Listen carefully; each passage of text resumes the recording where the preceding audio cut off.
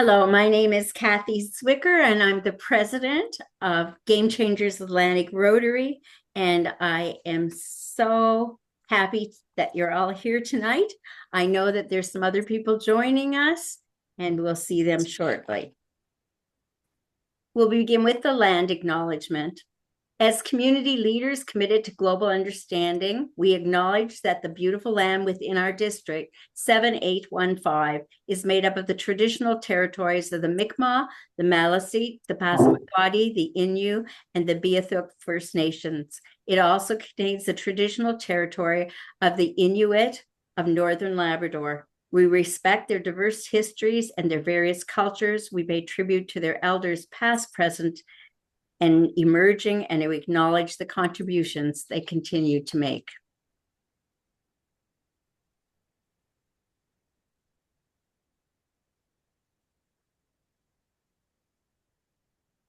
We'll begin with Anne Marie, who will do a little peace moment for us as we begin all our meetings with this.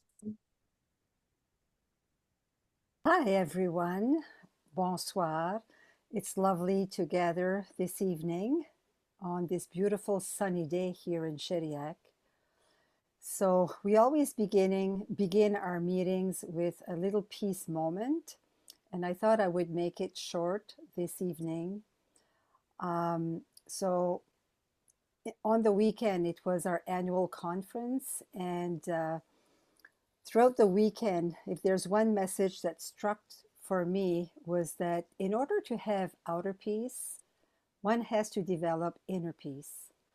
So I invite all of us to start with that this evening. And I would invite you to close your eyes if you feel comfortable in doing so, and put a hand on your heart or hands on your lap so that you feel your body. And bring your attention to your feet.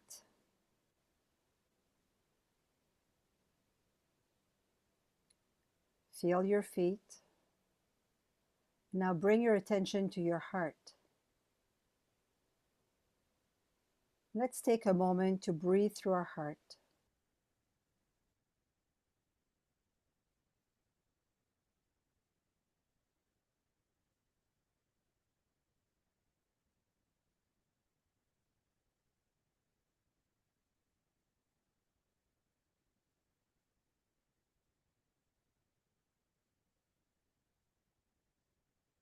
Anne Marie, could you unmute yourself, please?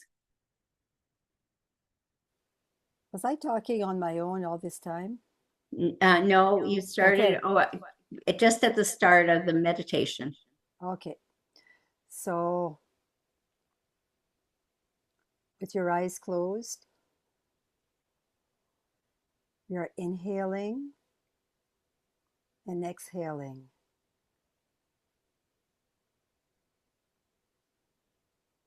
And just connect to the energy of your heart, where inner peace is possible. And when inner peace is possible into our heart, it is possible to have peace in our families, in our communities, and spreading throughout the world. With your eyes closed, imagine Mother Earth, our planet, surrounded with an energy of peace.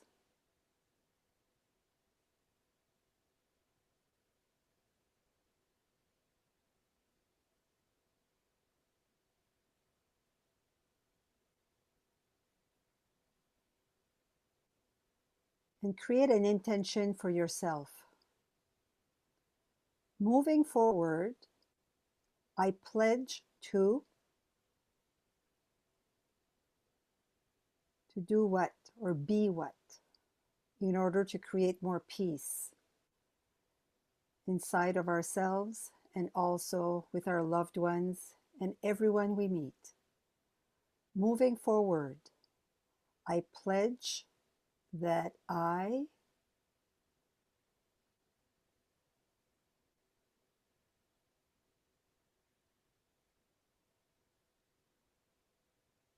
and whenever you're ready, feel free to open your eyes. and welcome this evening to our Peace Builder Club. I'll pass it on to the next speaker. Thank you so much. And now we'll proceed with Leaf, who is our environmental lead, who will be introducing Swarna this evening. Leaf? Thank you, Kathy. Swarna Naojee is a coastal scientist and environmental facilitator dedicated to fostering coastal stewardship and climate resilience within communities. She completed her Master's of Environmental Management at the University of New Brunswick, where she used remote sensing to study vegetation change in the salt marshes of the Bay of Fundy here in New Brunswick. Passionate about bridging research and community action, Swarna designs hands-on stewardship initiatives that make complex environmental science accessible to all. She specializes in coastal wetland ecology, environmental education, and bilingual English and French science communication, helping communities, including youth, connect more deeply with the landscapes that protect them. Welcome, Swarna. All right, wonderful. Thank you. Thank you, everyone. And I must say that was a beautiful way to start the meeting, with everyone coming back to baseline and tuning in with yourselves.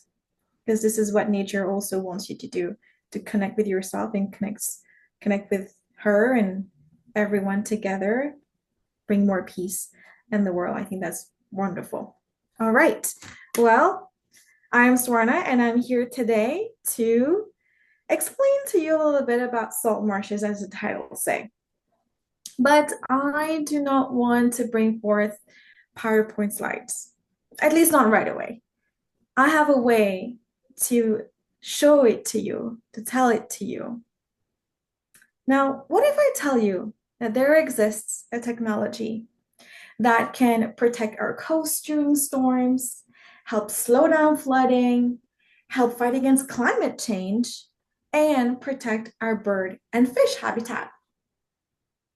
And if you're here, you've guessed it already. It is indeed a salt marsh, a coastal wetland, a natural system far more complex than you may imagine. Now, those systems are present all across the world along coastlines, but this story starts in the Bay of Fundy, home to the highest tides in the world. And today, I am that salt marsh. I'm here representing this vast landscape and telling you my story. So come in close and listen carefully. This is a day in my life as a salt marsh. The sun rises and dewdrops cling to my grass blades, catching the first rays of the rising sun. A soft warmth spreads across me, waking the marsh for the day. Can you hear them?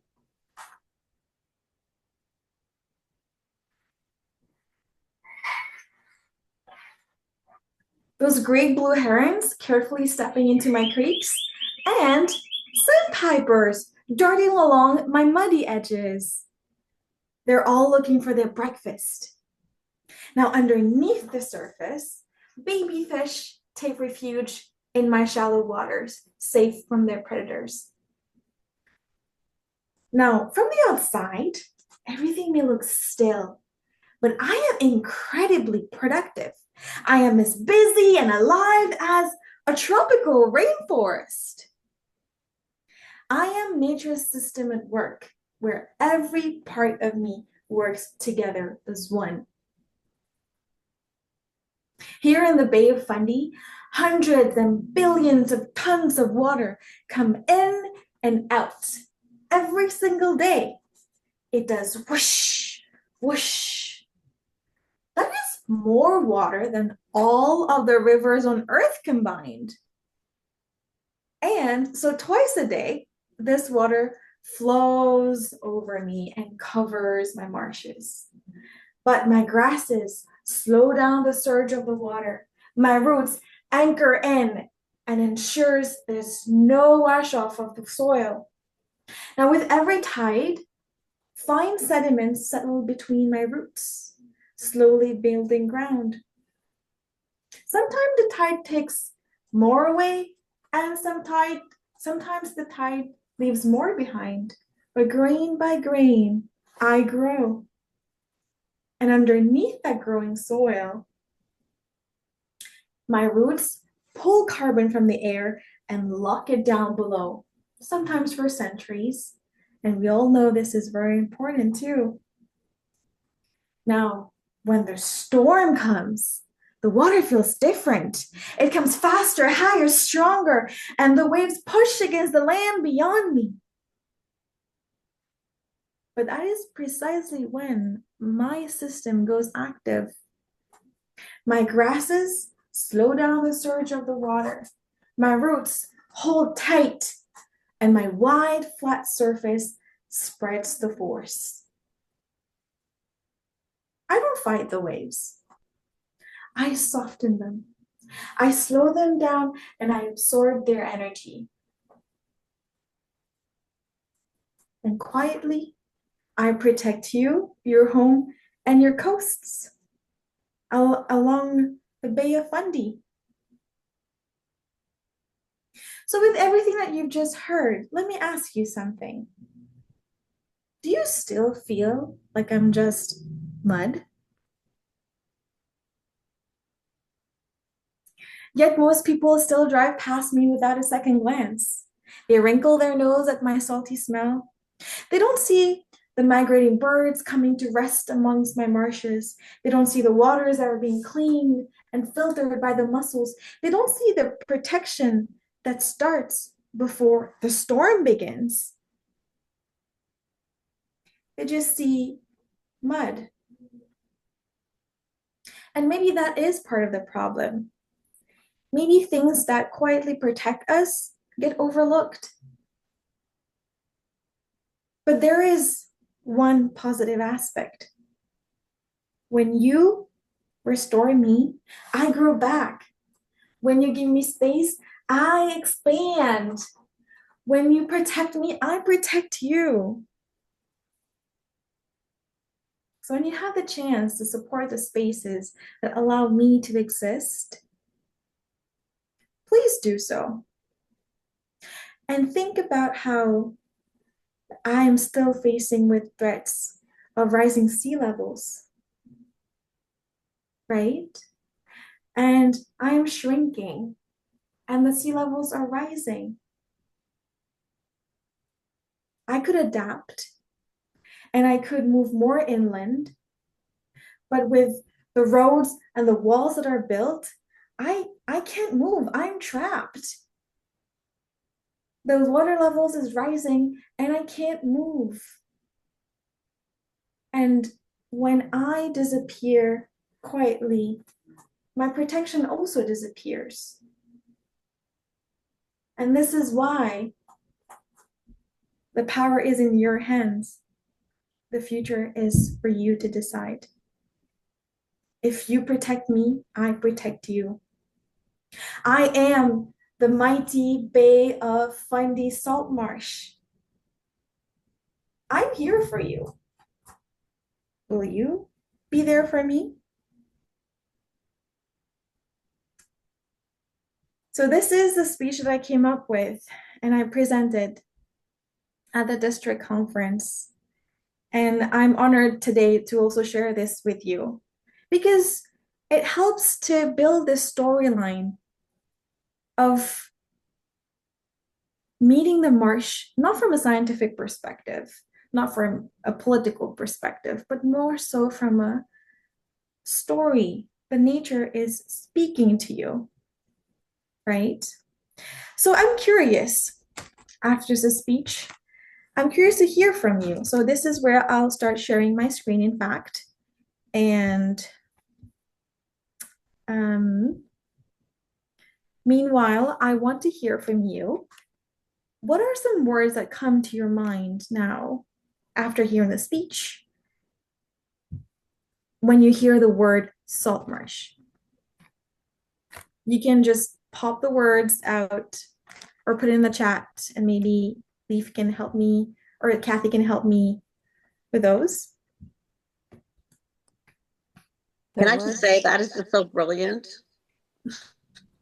That was just like, I just feel like I was really there in the salt marsh with you.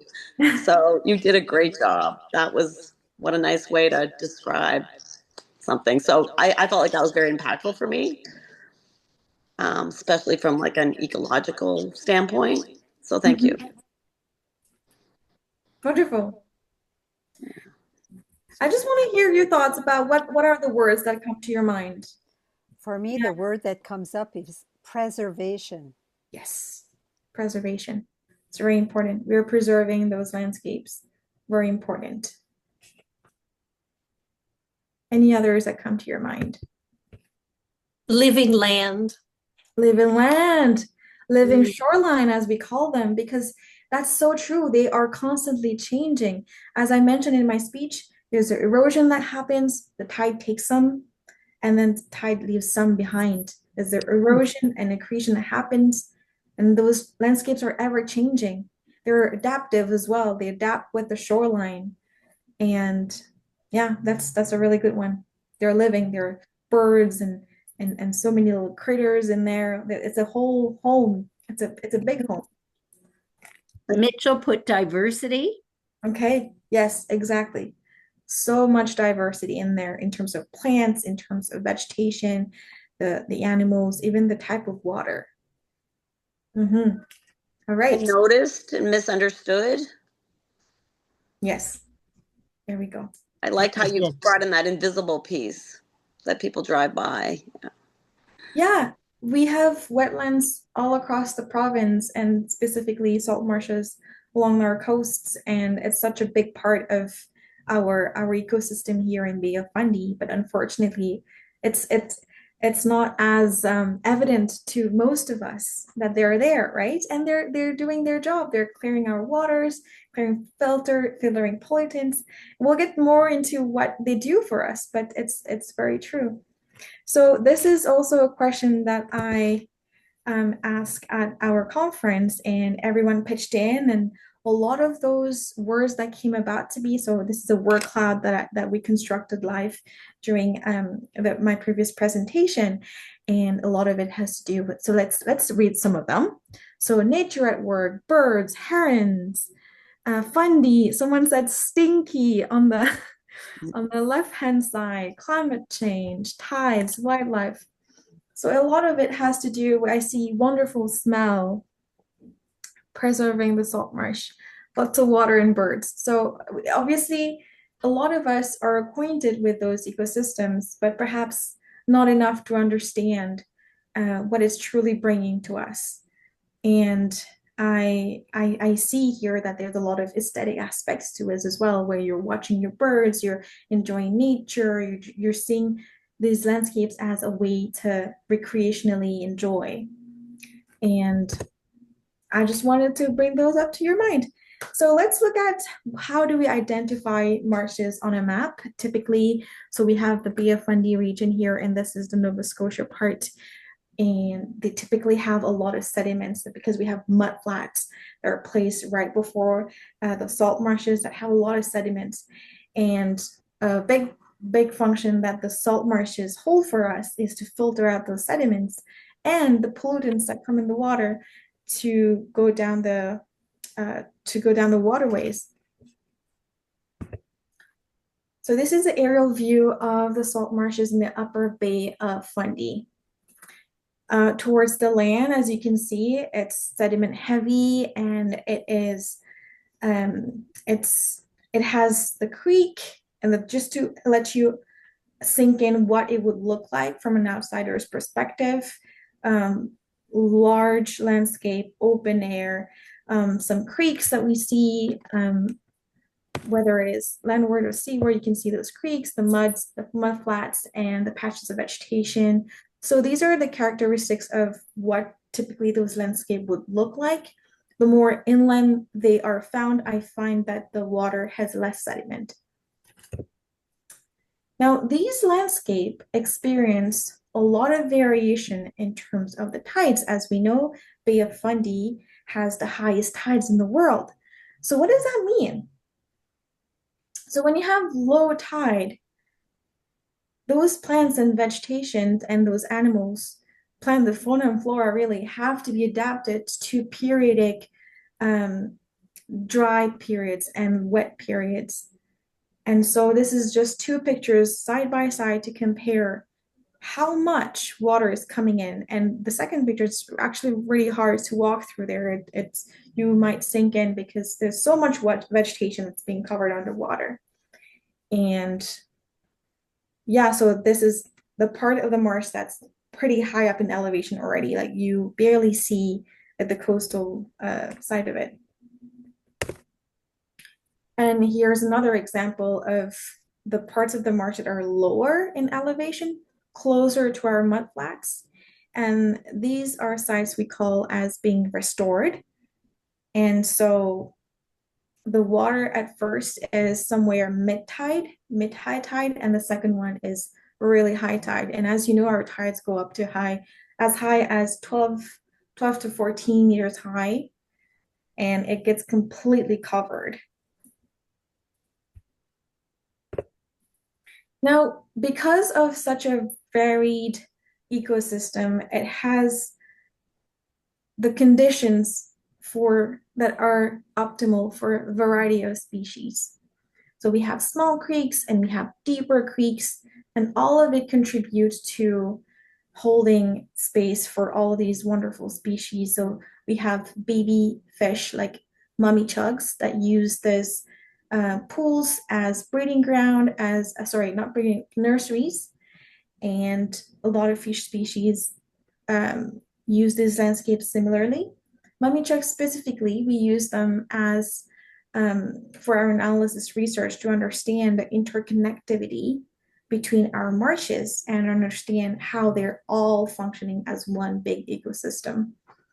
So of course we have the great blue heron that I mentioned in my speech, and we have migrating birds, piping plover. I believe that piping plover is also the one that's endangered. Now, we also have the mussels and the invertebrates, such a high variety of species in the marsh, as you can see. I remember also having to be careful whenever I would be in the marshes, stepping onto Nelson's sparrow nest. So that's just a picture that we came across as well. Just a recap of why salt marshes are important. So natural sponges, they help to buffer our coasts, right? They're shock absorbers. If you can imagine a huge sponge along the coast that's not only absorbing the water, but also attenuating the powers of the wind and the storms and the strong waves that come through. So the marshes are doing that job for us. And as we mentioned, it supports wildlife habitat, whether it is endangered species, whether it is a nursery for marine life, or whether it is our migrating birds that come from Arctic to New Mexico. So that whole trajectory of bird migration. It's very important to have those salt marshes as a filtration system as well, so that the sediments and pollutants do not affect upstream marine life and all the aquatic life that could be sensitive to temperature and water chemistry. So this is the role that it's playing. And as we all know, salt marshes are also a huge carbon sink. And that's why it's such an important part of blue economy that we're trying to really harness into at the moment, trying to understand how much do our lands can really retain carbon, how much carbon do we have that we can later on as well. And the economic aspect of it is that you can trade the carbons as well with businesses and so on. Now that we know this, it's really up to us to make the right choices for the future. So on the left-hand side, this is a picture that I found from a CBC article during Hurricane Dorian that affected one of the northern Quebec islands in 2018. So as you can see, this would have been a really beautiful, scenic, well-traveled road, well-appreciated road, which unfortunately has been affected by the storm. And on the other hand side, if we play our cards well, we have a chance of maintaining our healthy marshes, which would create that buffer along the coastline for us. Now, I wanted to touch on the subject of dykelands. If you're not familiar with dykelands, as the picture shows here, it's just a man-made construction that further protects our coasts from the tides that come in. So the tides would still flow over salt marshes, but then be stopped, hopefully, by the dykelands. And the height of it is calculated based on the average tidal height that we experience in the region, right? So behind the dike is what we call the dykelands. And we have our farms, our agriculture, our homes, our wind farm, and so forth. Now, in the Bay of Fundy specifically, in the region of Sackville, if you're familiar with it, the dikes there are protecting not only our farmland, but also it's protecting the rail system that connects Atlantic Canada to the rest of the provinces. So this is a very important, infrastructure there that's at play. And just to get you thinking a little bit, these two lands, whether it's marshland or whether it's dykelands, there's a lot of people that are appreciating those lands, that are using those lands, that are assigning values to those lands, right? You could be an avid bird watcher. You could be someone who owns lands around those areas. You could be someone who just enjoys flying kites around there. You grew up there and you have an emotional connection to those lands, right? So I want to get you to think in the sense that there's more to it than just environmental. I'm here to talk about the environmental part of it, but I also understand that the larger part of the community interact with those spaces a bit differently, depending on how they assign meaning to it. And in the future, there are chances that, well, we may lose those lands in some way or the other, whether it is sea level rise or whether it is the dike filling at some point, because we have such strong tides around here. So here we are. In the scenario that, let's say, something happens and we have extremely long high tides and we are losing our marshes because of the erosion, because of rising sea levels, and we lose our salt marshes. What does that mean? Does anyone have any thoughts about what would that mean for the people around? No pressure, just what would we lose? What would a bird watcher use? What would someone enjoying the salt marshes lose?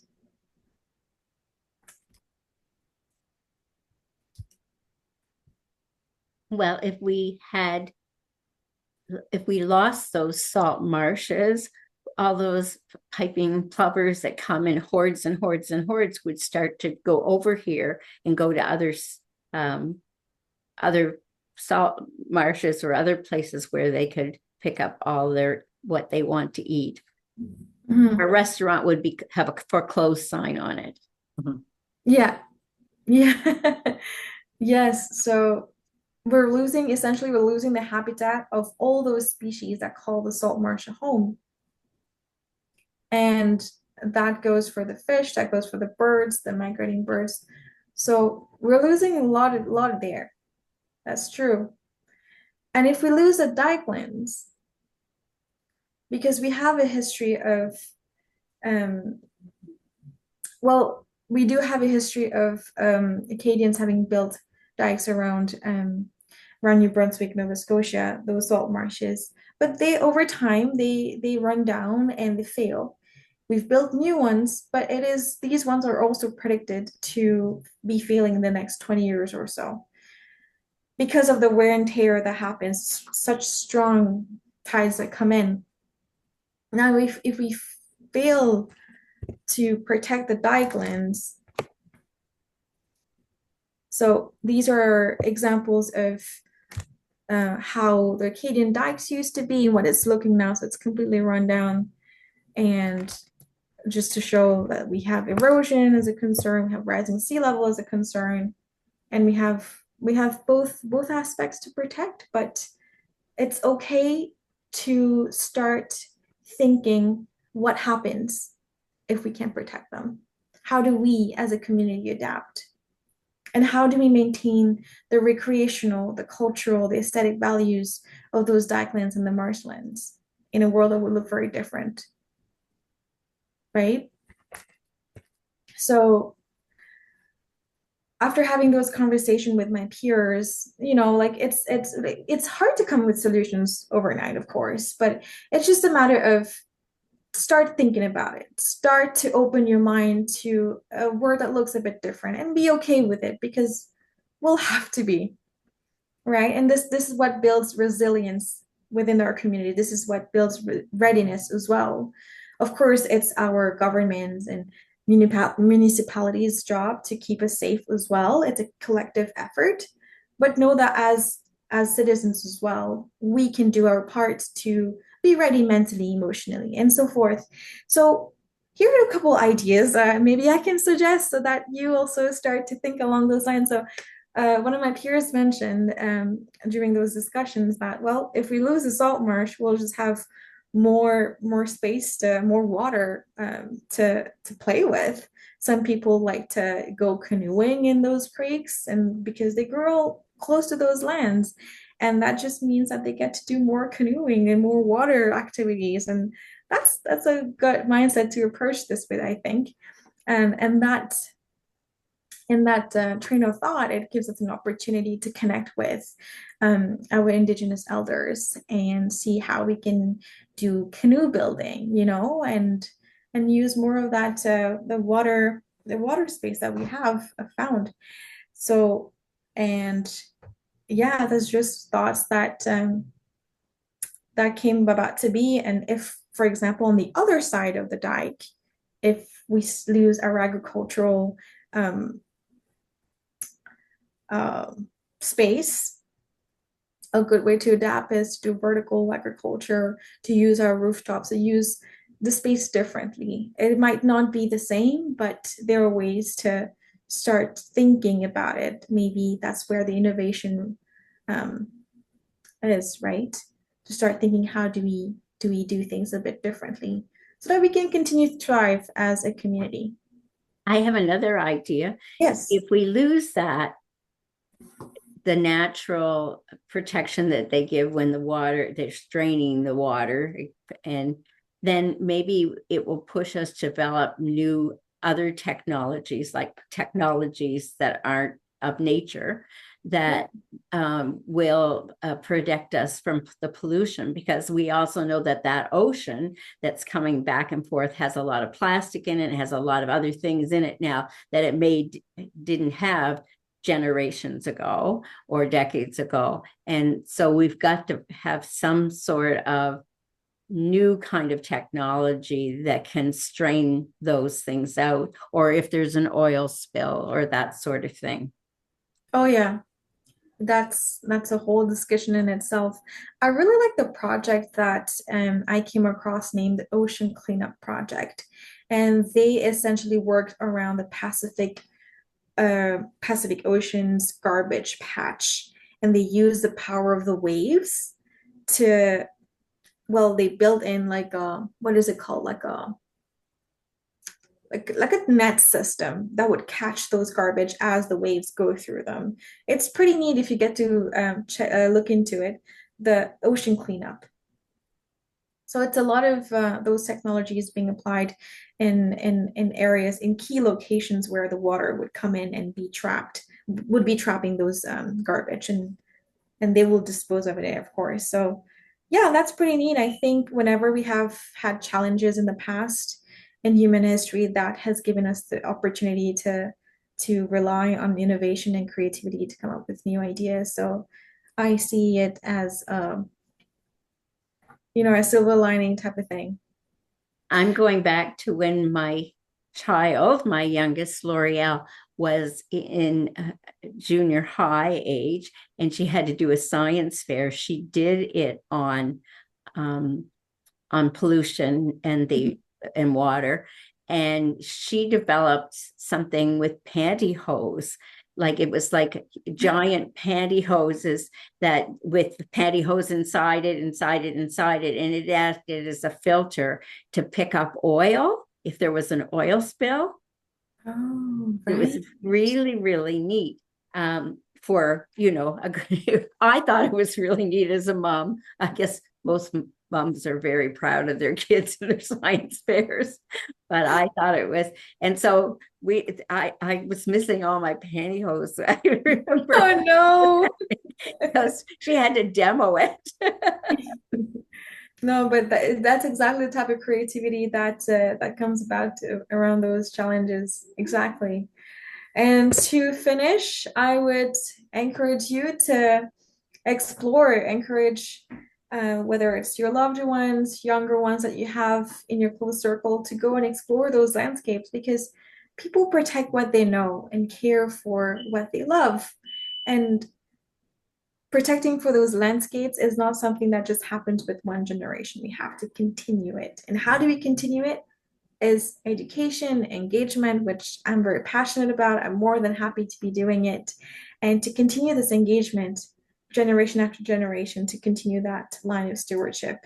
And of course, participate what you can, um, get in tune with all the activities that similar organizations would be organizing and support. So I came up with a list. This is a very short list of organizations that I have been coming across in the sphere of salt marshes and wetland protection, coastline protection, that you could consult their websites. I'm sure there's plenty of useful resources. And I could provide something more concrete as well if I have some more time. And yeah, if anyone's interested, just shoot me a message, and then I'll send you the link to this. But that's it for me, and thank you for having me. Leaf, would you like to moderate a little bit of Q&A with Swarna and the group? Sure. I wanted to make a comment first, because I think this approach with the salt marsh and personalizing it is so interesting, because it locks into, especially with children, they have challenges with abstract thinking.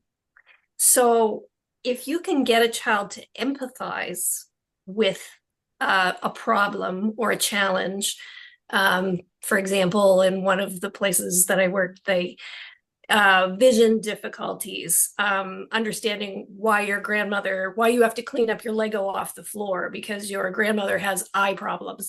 So they would wear like different glasses, so to emulate eye problems. So you understood how difficult it was for her to see things, So creating an abstract experiences are very hard for kids. But when you put the story in the first person, they connect with, they are part of this land because you've created a personality for it. And in the concept of storytelling, when you connect facts to a thread of a story, and by putting it in the first person, you've done that. This applies to so many things that you could teach in the environment using this method. I could see, like, you could do a whole series of children's storybooks related to the environment that actually come from that perspective. So just really impressive and a really unusual way to present this information. So I'd be really interested to find out how other people felt about this particular technique because a lot of people don't absorb science information very well. So, how did this compare to your other experiences in hearing about science concepts?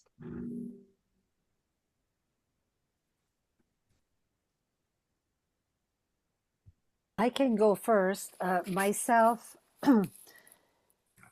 this style of presentation really suits me because, like Leaf mentioned, if it was like a scientist in front and just stating some facts, I would get like up to here after about 2 3 minutes, like I would wander away. But because it was a story, I was pulled into the story. I wanted to learn more. And it's as if I became you as well. So thank you for doing that. And this was my second time listening to you, Swarna, and Okay. I've enjoyed it even more today. So thank you so much. Oh, It's I'm happy. almost like this bedtime story that you can hear over and over and over again. Thank you.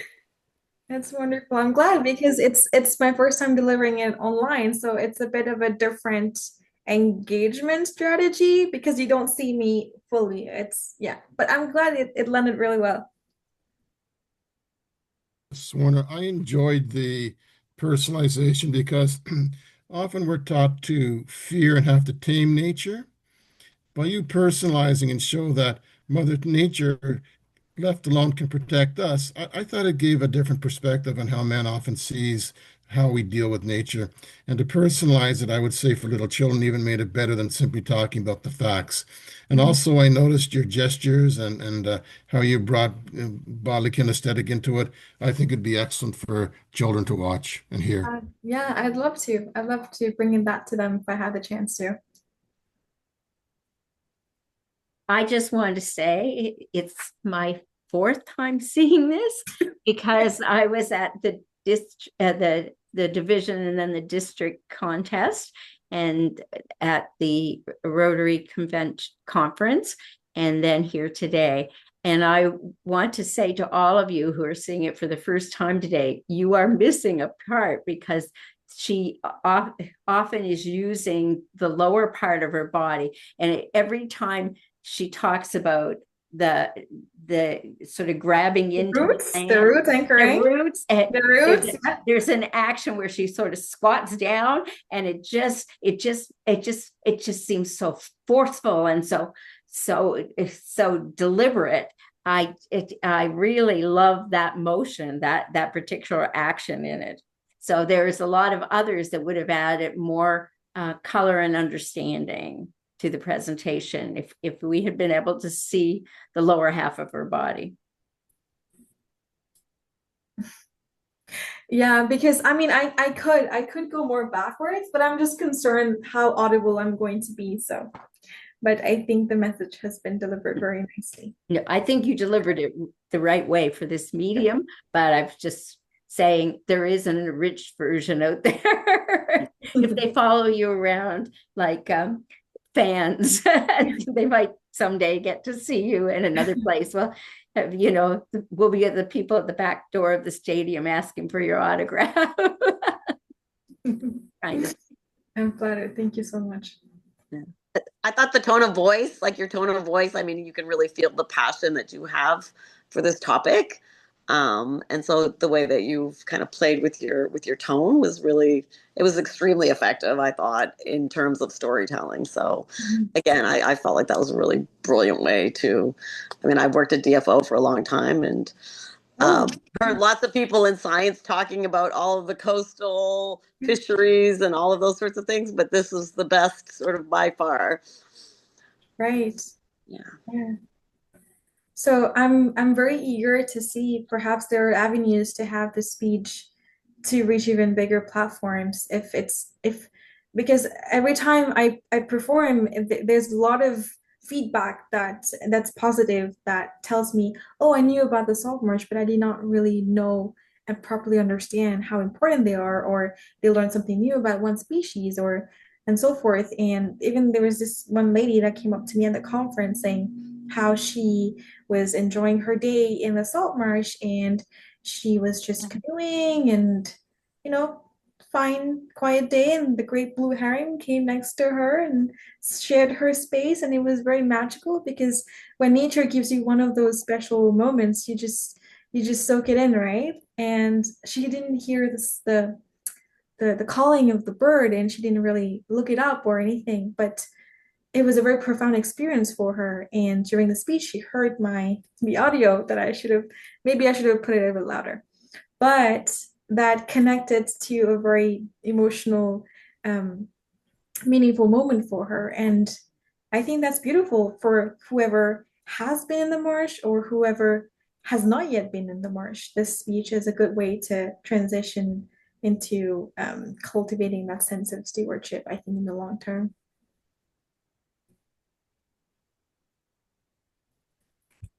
One of the other things that I think that this does is that we tend to compartmentalize resourcing or industrial practices and nature. Nature is over here, this site is over here.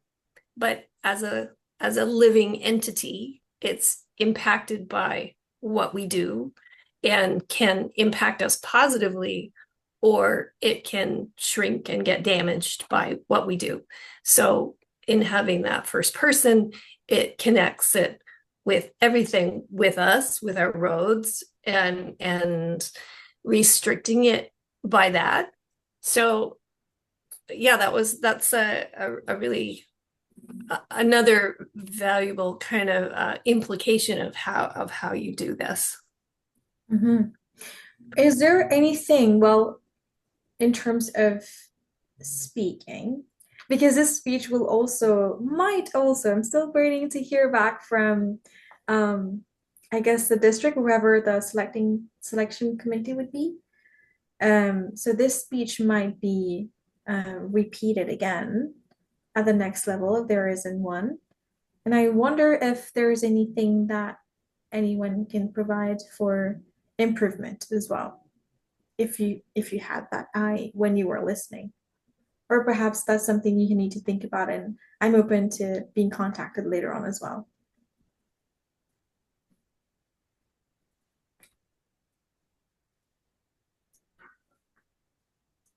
Swarna, this is Jacqueline. Hi. I was just wondering, maybe I missed it, but I believe that it would be interesting to know that I think the government also in New Brunswick has some laws around it, because I used to live in Badashwa, and there are some land like that, and there was somebody who's trying to get through it, and he was like bulldozers something, and he was really like penalized for it. So it would be good to know what is, like, not like we have to do something too personally, but it would be good to know what is the government doing for it also, like their laws that are around it. I don't know if they are, so I'm just questioning at the same time. Yeah, I mean, for all the wetlands, there's a Wetland Act, right? So there's very strict rules around not having any interference with those landscapes, and bulldozing doesn't sound very good at all because you're compacting the soil, and it's really bad for all the microorganisms that are in the soil. I know that there's a 30-meter buffer along all wetlands, and yeah, that's as much as I'm able to confidently transfer to share today. But yeah, I'm sure there's a lot more to it.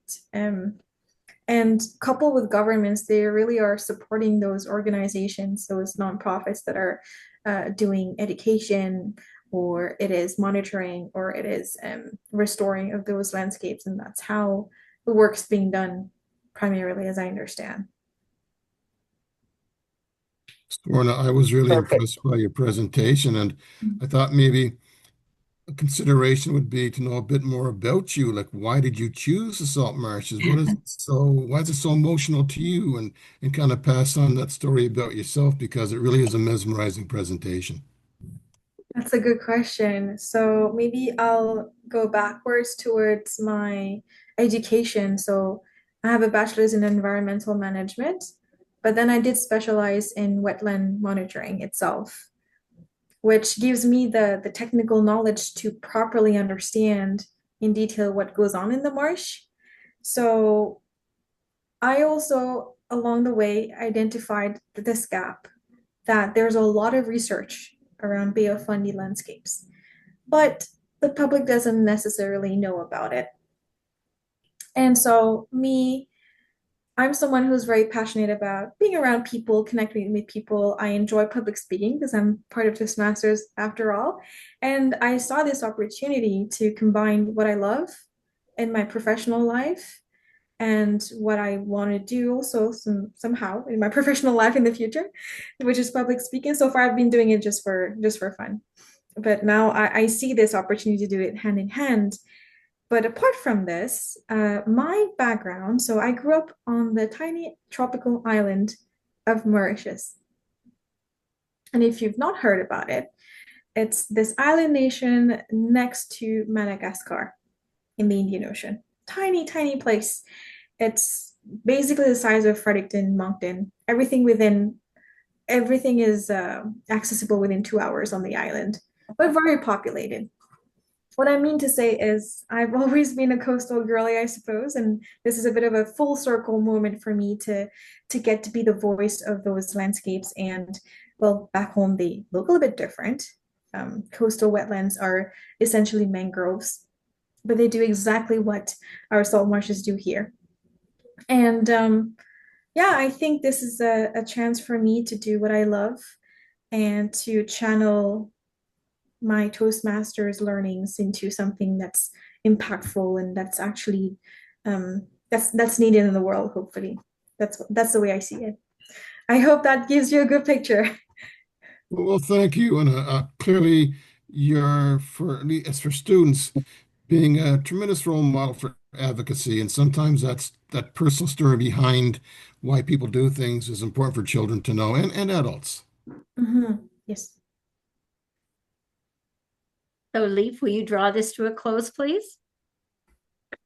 Well, thanks very much, Swarna. That was just a fascinating presentation, and this is my second time seeing it. It's engaging all the time. So, as you continue to mold it and improve it and get feedback, you should know your baseline is already amazing. So thank you very much for sharing that with us. And it certainly was memorable and an unforgettable experience, I think, for everyone to have that perspective of first person environment.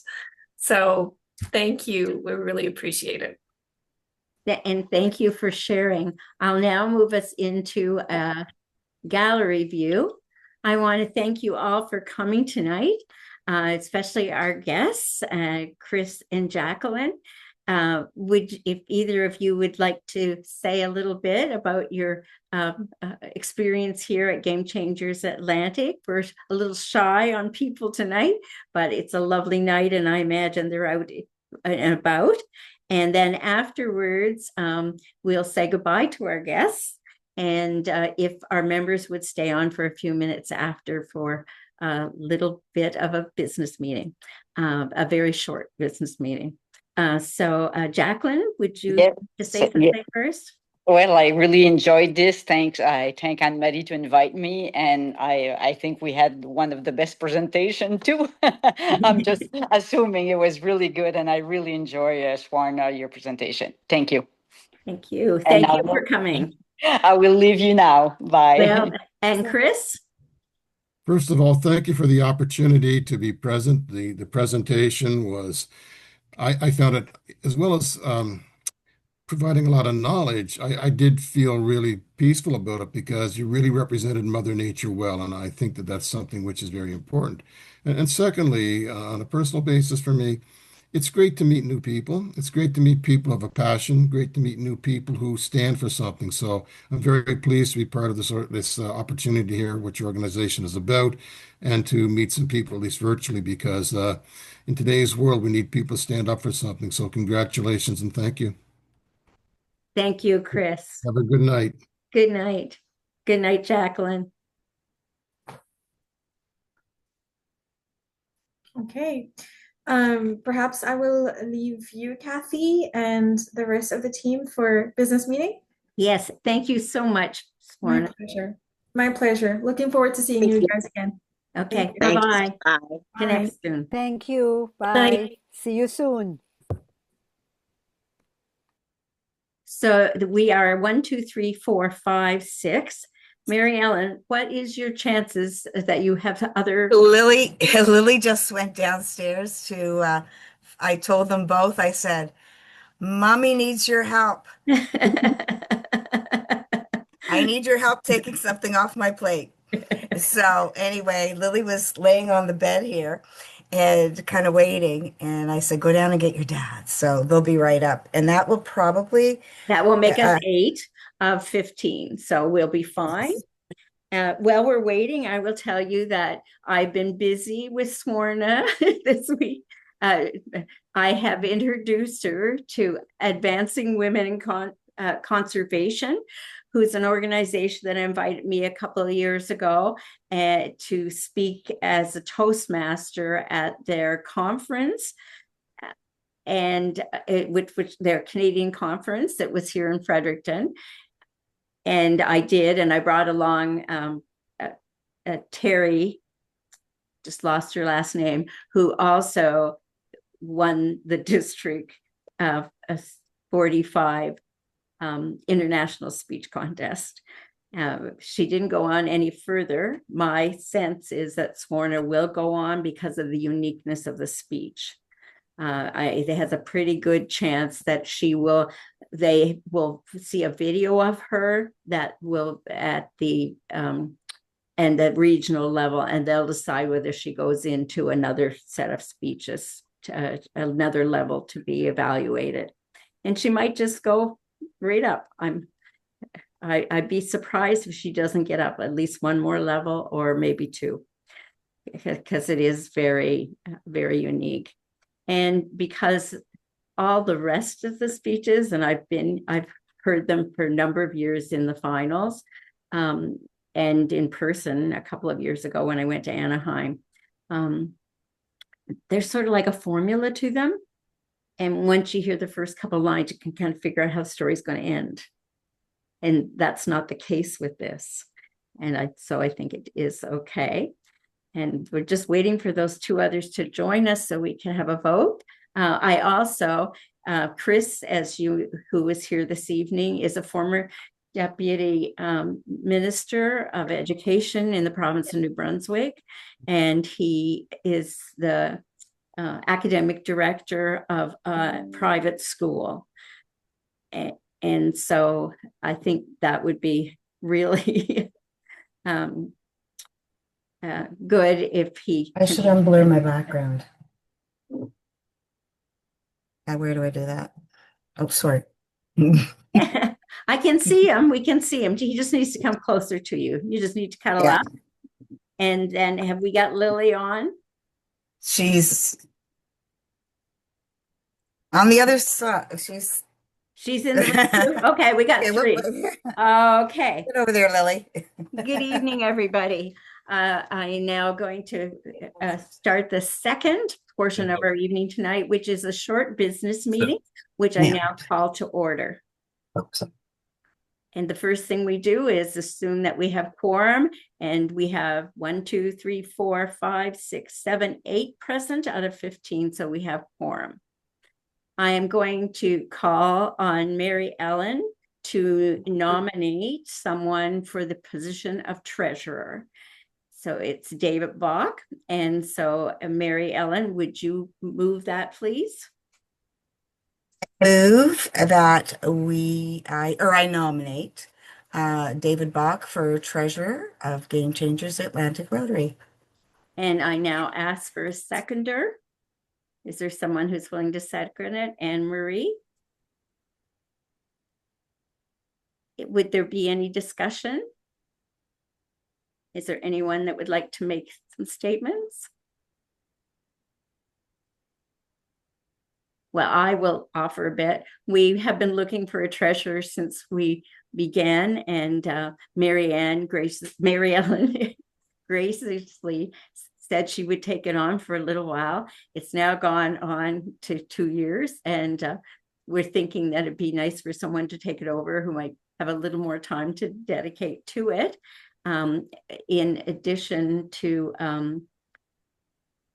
other things, a former Hanwell Rotary is the club that we began with, and Susan Cassidy, who was the president and treasurer of Hanwell Rotary, that became Game Changers Atlantic Rotary, has agreed to mentor the new treasurer when we find one. And so she spent a lot of time with Mary Ellen, and she will spend a lot of time with whoever gets the position now. So given that, and that we've had a motion and a seconder, I will now call for the vote if everyone's ready for the vote. Okay. All those in favor, say aye. And raise your hand. Aye. Aye. Aye. Okay, and is there, I think that we got enough ayes all across to make it unanimous. Aye. And I declare we are, that David is our new treasurer. That being so, I'll call this meeting to an end. We'll call for an adjournment. Would someone ask to adjourn it? Leaf? Let's adjourn it. Okay, off we go. Good night, everyone. Thank you so much. It was a Thank you. wonderful presentation this evening. Bye-bye. Thank you. Good night. Bye. Night, Kathy.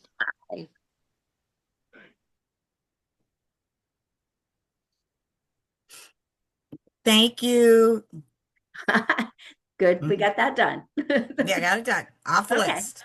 Bye-bye. Moving on. We'll see you later. Have a good, put your feet up now. And you guys keep taking good care of her. She keeps trying to do too much. Night.